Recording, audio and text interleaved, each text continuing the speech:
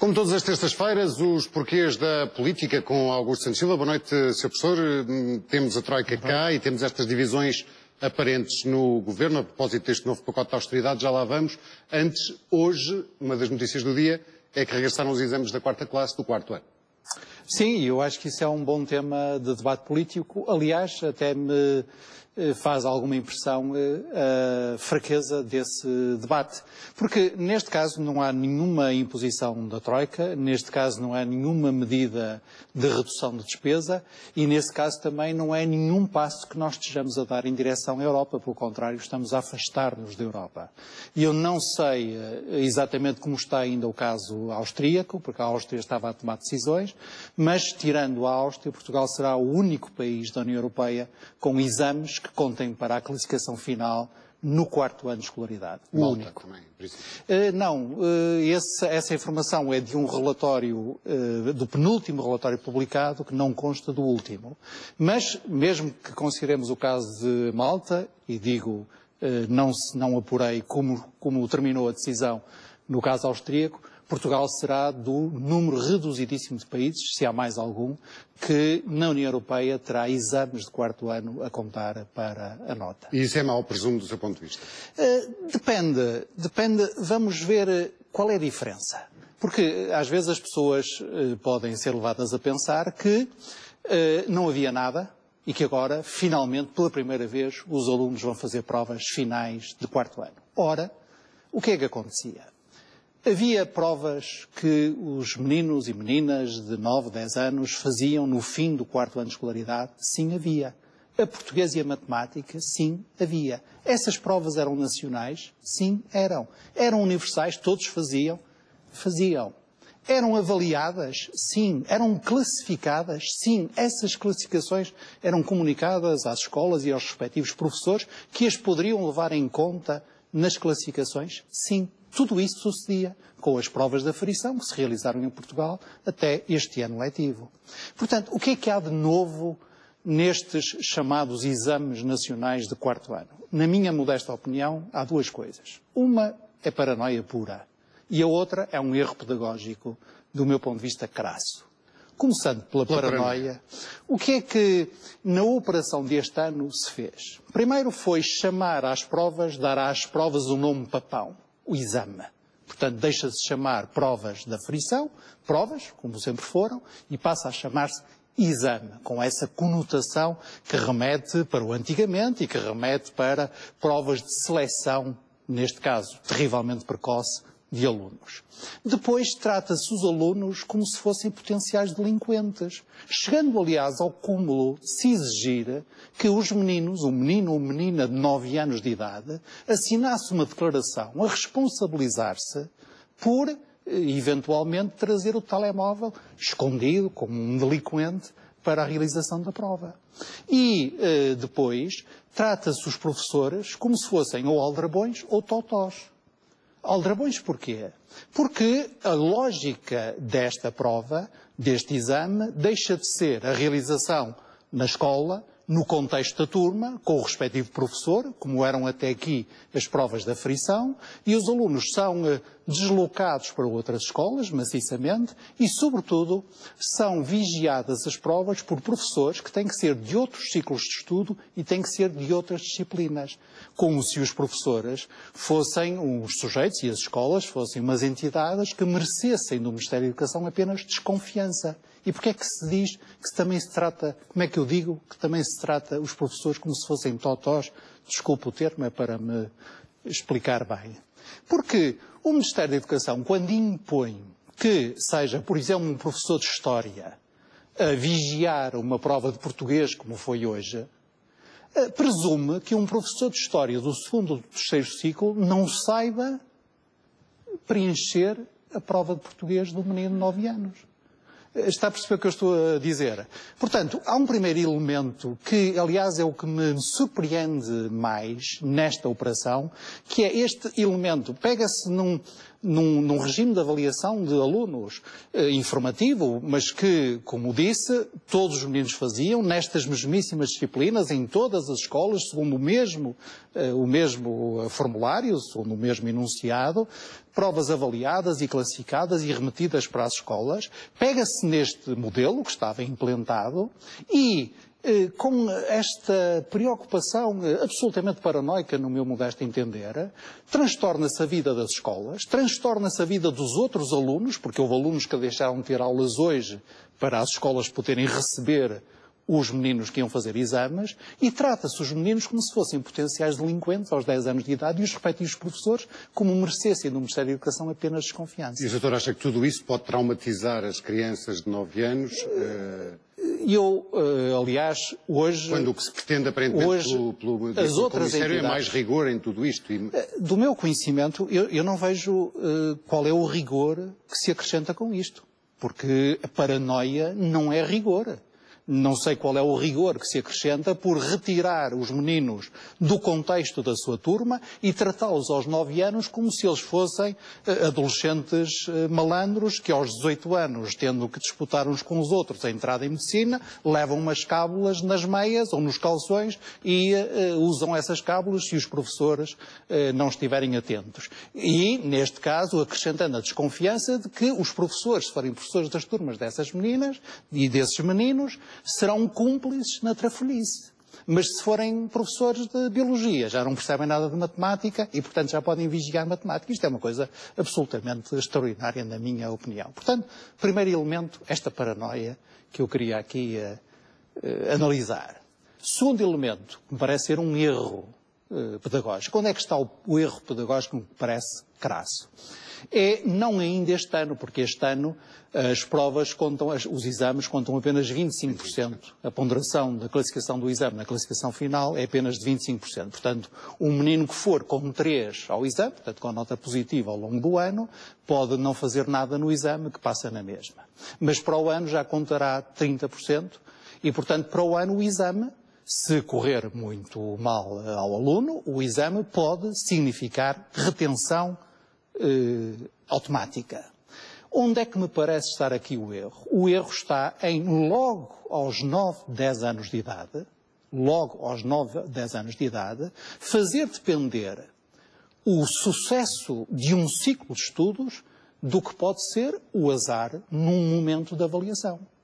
Eu acho que faz sentido haver exames nos fins dos níveis. Há um ensino básico, que é de 9 anos em Portugal, e há um ensino secundário. E estou à vontade para dizer, porque, como sabe, foi um dos governos em que eu participei que implantou a operação dos exames nacionais do ensino secundário. E os exames nacionais do ensino secundário têm outro efeito muito importante, que é o efeito, os seus resultados contam também para a inscrição, para a passagem ao ensino superior e a escolha do curso universitário ou politécnico que se queira frequentar. Mas nada disso está em causa aos 9, 10 anos de idade. E, portanto, na minha opinião, parece-me um erro crasso fazer logo incidir aos 10 anos uma prova que, significando 1 hora ou 1h30 de trabalho do ano de trabalho de um ciclo, portanto 4 anos de trabalho de alunos e dos respectivos professores, pode, a partir do próximo ano, determinar a retenção desse aluno. O senhor só fez exame da 4ª classe, não fez? Fiz. E tinha um peso muito maior do que este. Sim, se quer que lhe diga, até posso dizer que fiz exame de admissão à 4ª classe, exame de 4ª classe, exame de admissão ao liceu, exame de admissão à escola técnica e comunhão solene. Não sei se queremos regressar a esse tempo. Um tempo em que, aliás, muitos dos meus colegas não fizeram exame ao liceu, porque mesmo que fossem admitidos, os respectivos pais não tinham dinheiro para sustentar o seu percurso no liceu, ou os próprios professores ou vizinhos diziam: oh Zeca, o teu filho o mais que pode fazer é um curso comercial ou industrial, vai para serralheiro, não pode ir para doutor. Esse não é o tempo que nós queremos, nem é o tempo a que o ministro Crato quer regressar.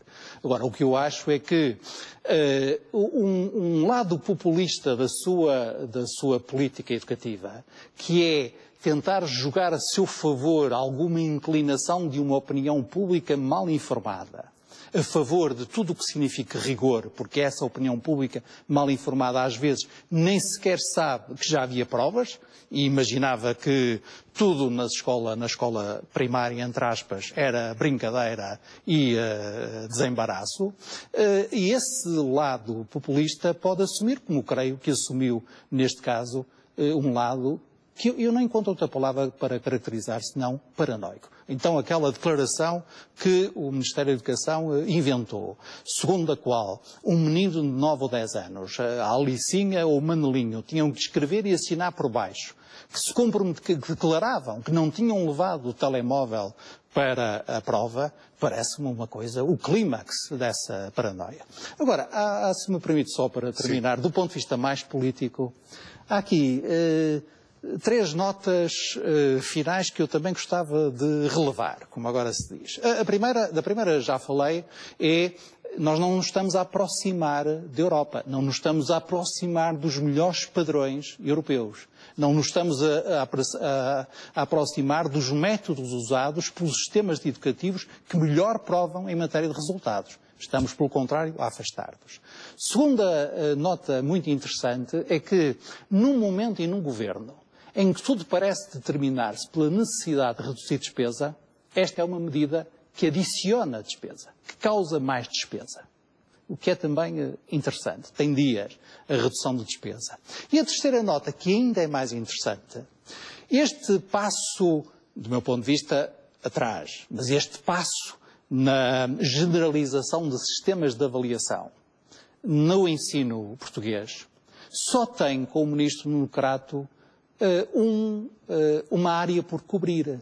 A avaliação das escolas, e bem, a avaliação de alunos, exames finais eliminatórios no ensino secundário, exames finais no 9º ano, agora exames a partir do 4º ano. Qual é o lado que o Ministro Crato persiste em não cobrir? Pelo contrário, nesse lado suspendeu o que havia, justamente a avaliação de professores. Não tem graça. Virando a página, Sr. Professor, hoje foi dia em que voltámos aos mercados com sucesso, diz o Governo. Sim, diz bem. As alegadas divisões... A operação é positiva. Sim, sim. Eu não sou nem a Moody's nem a Fitch.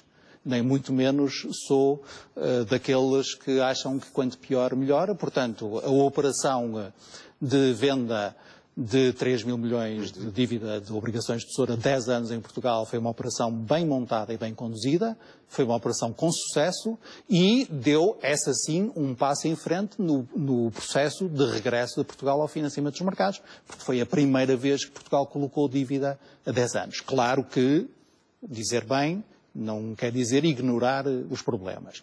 Claro que, mesmo nestas condições, a nossa taxa, a taxa de juros que nós conseguimos, anda na ordem dos 5,7%. 5,6, qualquer coisa, 5,7. Mas digamos 5,6 para facilitar. Esteja à vontade. Agora, essa taxa é incomportável do ponto de vista do financiamento global. É uma taxa aceitável, porque o ganho que se conseguiu ir aos mercados a 10 anos pela primeira vez é um ganho maior, mas evidentemente a Troika empresta-nos neste momento a qualquer coisa como 3,5%. Seja como for, então onde eu queria ir é que as alegadas divisões no seio do Governo, que têm sido muito exploradas pela oposição, não tiveram qualquer impacto nos tais mercados, em termos internacionais. Nem se esperaria. Se eu tenho razão no que venho dizendo neste programa, a minha tese, não é apenas minha, mas a tese que eu subscrevo aqui, é que a razão principal que tem levado Portugal e a Irlanda a terem sucesso nas experiências de recurso aos mercados que vão fazendo, essa razão é a decisão do Banco Central Europeu, comunicada em agosto do ano passado, e, portanto, a mudança na atitude do Banco Central Europeu. Portanto, são mais razões externas do que razões internas que explicam essa razão. Mas tem sido apontado que vamos lá ver, o Presidente... Mas, portanto, a mim não me surpreende isto. O que me surpreende é outra coisa. É o Dr. Paulo Magalhães. E eu acho que qualquer dia o senhor vai ter que mudar de interlocutora. porque eu estou quase a tirar a toalha ao chão. Isto é, eu aqui quero analisar uma atividade humana racional por natureza, que é a atividade política. Sim. E fico sempre muito impressionado quando os objetos da minha análise não se comportam racionalmente. E eu qualquer dia desisto. Explique-me, o senhor, se conseguir o seguinte, se me permite inverter os papéis. Não vou explicar Como nada. é que explica que um governo que estava preparando uma emissão de dívida com esta exigência e com esta probabilidade de êxito, que fez os passos certos para lançar essa emissão, contratou os bancos, etc. Toda a gente sabia que estava por dias, se não por horas. Nesse mesmo momento, vem dar ao país uma tal imagem de desagregação, de divergência, de conflito interno. Como é que o senhor explica? Eu não consigo explicar. Está a falar do discurso do Primeiro-Ministro e do discurso do Dr. Paulo Portas. Sim, eu sou insuspeito, como sabe, de, digamos, amor pelo CDS-PP. Embora o senhor tenha notado alguns namoros nas últimas semanas, eu tenho dito que não, são mais eles que nos tentam namorar a nós. Mas, para ser sincero, como gosto de ser, e honesto comigo próprio, se me fizer o favor de perguntar qual é que eu acho que foi o discurso mais eficaz de oposição às medidas anunciadas por Passos Coelho e ao próprio Passos Coelho, eu teria que lhe responder, se me fizesse essa pergunta. Que está feita. Então eu tenho que lhe responder que, na minha opinião, foi o discurso do Dr. Paulo Portas. Nem a entrevista do Dr. António José Seguro, nem as declarações inflamadas, mas corretas, do deputado Jerónimo de Sousa, nem o que dirige o Bloco de Esquerda, foram, na minha modesta opinião, mais eficazes que o Dr. Paulo Portas no domingo passado. E, portanto, ora, acontece que, a não ser que me tenha alguma novidade para dar, parece que o Dr. Paulo Portas é o Ministro de Estado dos Negócios Estrangeiros do governo do Dr. Passos Coelho. Parece que fez parte do Conselho de Ministros e tomou assento no Conselho de Ministros, que aprovou as medidas que o Dr. Passos Coelho anunciou. E, portanto, há aqui um Ministro que não está a perceber bem, percebe bem qual é a sua missão, mas não está a perceber bem qual é o seu alvo, e eu queria ajudar esse Ministro, se me permitisse. Estou a falar do Ministro Poiares Maduro, que foi investido da nobre missão de dizer umas dezenas de vezes em todos os seus discursos a palavra consenso. Ele, aliás, agora com graça, até avisa antes quantas vezes vai dizer a palavra consenso nos seus discursos. Ora, acontece que o professor Poiares Maduro tem falado de consenso para fora do governo. Portanto, compreende a missão, mas do meu ponto de vista está a enganar-se destinatário. Porque o destinatário, óbvio, tem que ser o próprio Conselho de Ministros. Uma coligação não é uma fusão de partidos. Claro, mas um governo não é a exibição pública de uma fratura deste tipo. Nós os dois decidimos uma coisa e eu depois vou dizer à televisão. O Dr. Paulo Magalhães sabe que aquela coisa que acabou de dizer que o governo propunha não passará. Se ele persistir, o governo cai. Isto, o que é que terá sido combinado entre os dois? Terá sido? Se foi combinado entre os dois... Ou seja, seria tudo uma encenação. Se foi uma encenação, então aí é que eu não percebo mesmo nada e já não apareço cá na próxima terça-feira. Porque eu acho então que o Dr. Passos Coelho perdeu completamente a tramontana. Se ele acordou nisto, acordou em dar ao Dr. Paulo Portas o mérito junto do eleitorado do Dr. Paulo Portas, mas não apenas junto do eleitorado do Dr. Paulo Portas. Está a não pensar apenas nos pensionistas, nos pensionistas e dos reformados e aposentados da função pública. Junto do eleitorado do Dr. Paulo Portas, do Dr. António José Seguro e do Dr. Passos Coelho, e do deputado Jerónimo de Sousa e do Dr. João Semedo e Catarina Martins. Se ele, Passos Coelho, joga nesta encenação em que dá a Paulo Portas o mérito de ter enterrado uma das medidas essenciais do programa que apresentou, então eu não percebo. Gostava de conhecer os conselheiros e assessores políticos de Sua Excelência o Primeiro-Ministro. Gostava de conhecer apenas para pôr uma cruz por cima e dizer estes nunca contratos. Se não, que é o que me parece óbvio que tenha acontecido, o Dr. Paulo Portas faz mais uma vez prova de um padrão de conduta que, na minha opinião, é o padrão de conduta dele, político, é um padrão amoral, não disse imoral, disse amoral, porque evidentemente é uma tal afirmação de deslealdade que me parece evidente, essa afirmação de deslealdade, mas ao mesmo tempo foi muito certeiro, porque ele liquidou a medida. Liquidou a medida, a chamada contribuição de sustentabilidade. Ao liquidar essa medida, pôs também a nu uma das fraquezas principais do discurso político de Passos Coelho. Passos Coelho, na sexta-feira, disse ao mesmo tempo que mais impostos não, mas que vinha aí uma contribuição de sustentabilidade.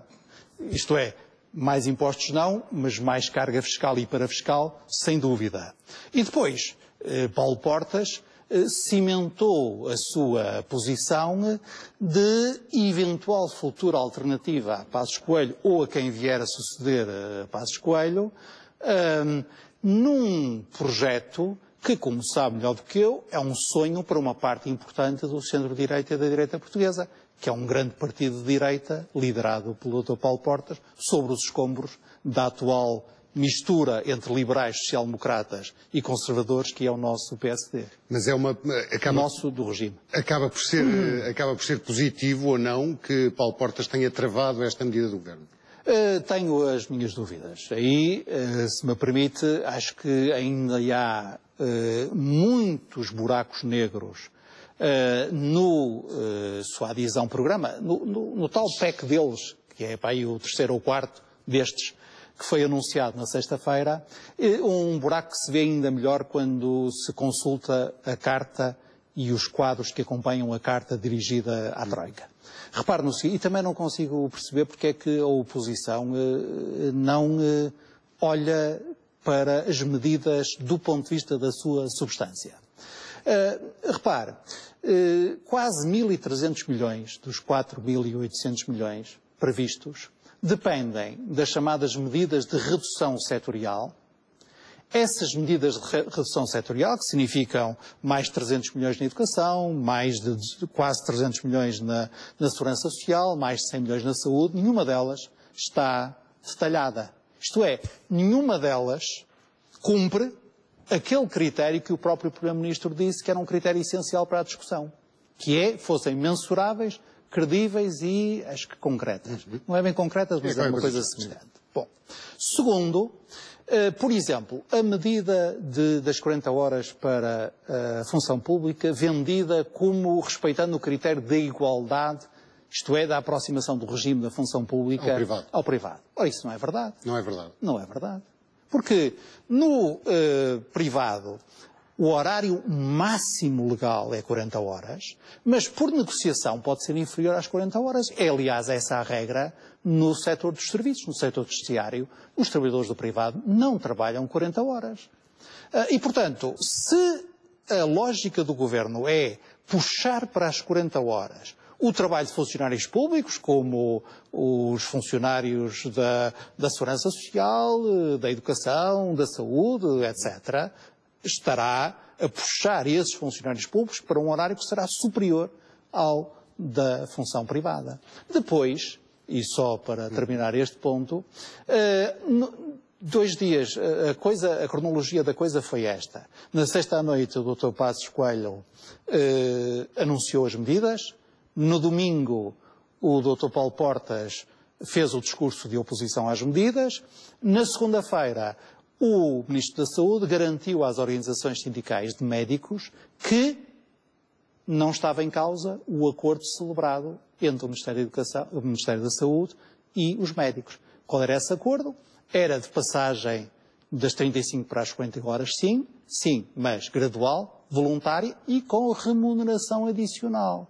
Pergunta, quantas mais exceções vai haver à regra das 40 horas? Isso. Portanto, eu recomendo muito cuidado e também recomendaria a todos, e não apenas ao Dr. Paulo Portas, um estudo minucioso das medidas propostas, porque aquilo ainda está muito, se me permite a expressão, colado com cuspe. Aliás, nem percebo, eu percebo, mas também não é um ponto a favor do propalado rigor técnico da Troika, a Troika aceitar medidas tão descosidas e parte delas ainda completamente no escuro.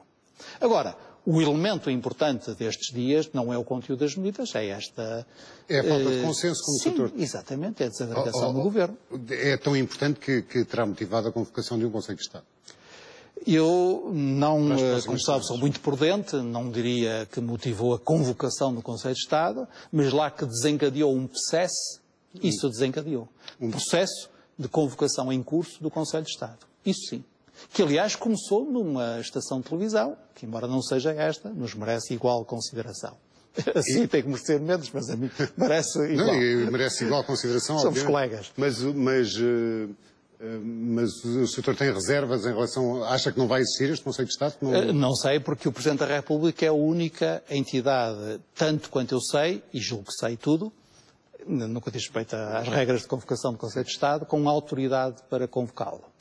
O Paulo Magalhães sabe, agora vou parar de ironizar, mas enfim, castiga, como é que é, ridendo castiga a temoras, lá diziam os romanos, mas vou falar mesmo a sério, porque o Paulo Magalhães sabe que eu sou muito sensível às questões, a todos os sintomas sim, que me significam corrosão das instituições e descrédito da autoridade. Não me parece que seja função de Conselhos de Estado violarem deveres de reserva e de sigilo que devem ser os seus em matéria de Conselho de Estado. Não me parece que eles são conselheiros de Estado, aconselhando o Presidente da República. E não me parece que o aconselhamento do Presidente da República passe por torpedear a própria iniciativa do Presidente da República, tomando eles os méritos ou os males do seu anúncio público. Está a falar em concreto do Dr. Marcos Mendes, que anunciou... Do Conselho de Estado Marcos Mendes, é apenas nessa qualidade que aqui o refiro, e do Conselho de Estado Marcelo Rebelo de Sousa.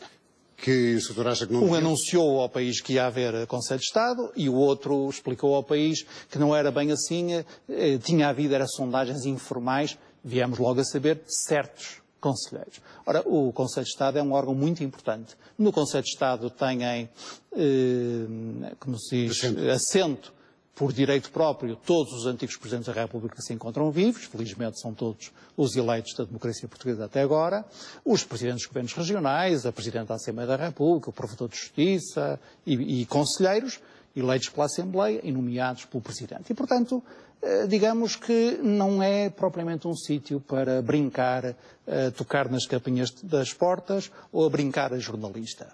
Mas eu, para além disso, e para terminar, há para além deste lado formal, como sabe, formal para mim tem muita importância, há também um lado de conteúdo que me parece estranho, porque aparentemente o Presidente da República estará a ponderar a convocação do Conselho de Estado, não para favorecer consensos entre Governo e outras forças políticas, mas sim porque estará preocupado com a estabilidade no interior do Governo. Claro que o Presidente da República, desde que no dia 25 de Abril, fez mais de Presidente de Governo do que de Presidente da República, se pôs a jeito. Mesmo assim, acho que não é o Conselho de Estado o lugar adequado para dirimir esses problemas intestinos que haja no Governo. Vamos ficar à espera para ver até se esse Conselho de Estado tem lugar, depois cá o analisaremos também. Sr. Professor, espero por si na semana que vem. Se os atores começarem a ter alguma racionalidade, senão o Dr. Paulo Magalhães tem que trazer para cá mais mágico do que um analista. Não há esse risco. Tenha uma boa noite e uma boa semana, Sr. Professor.